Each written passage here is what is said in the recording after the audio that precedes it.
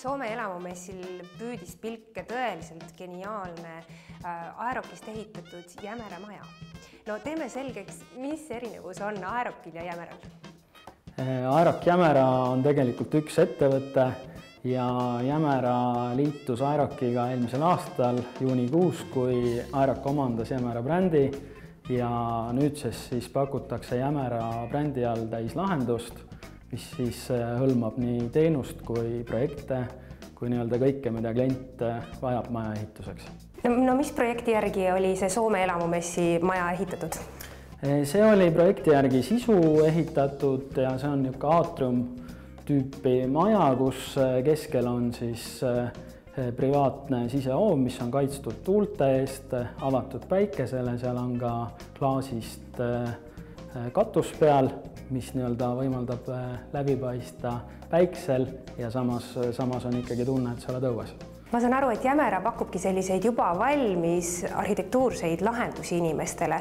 Kui palju seal seda muutmisruumi on või mismoodi see protsess toimub? Jah, meil on olemas suur hulk valmis projekte, aga mis ei tähenda nüüd kindlasti mitte seda, et peab mahtuma alati nendesse raamidesse, et saab teha seal muudatusi, saab kasutada ka seda kui teederaamatut, kus võtad mingi detaili, meeldib, kuidas on ühendatud elutuba ja köök või midagi muud ja kasutada seda mõnes teises projektis. Et võib ka sobitada kokku ühe maja põhjaplaani ja teise maja välisvaated. Et valik on lai, meil on erinevad stiilimaju, meil on nii-öelda modernsed majad, meil on klassikalisemad majad. Räägime veel sellest materjali eelisest.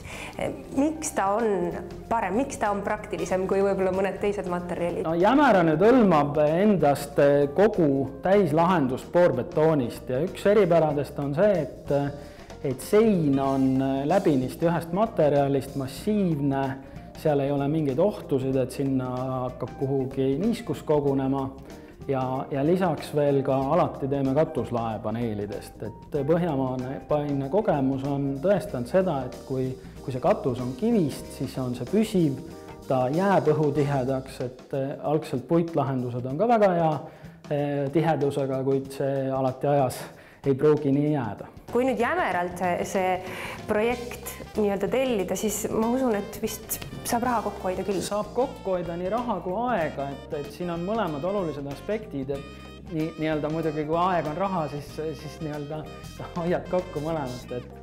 Et majade puhul tegelikult arhitektid räägivad, et projekteerimisele kulub kuni 10% maja eelarvest.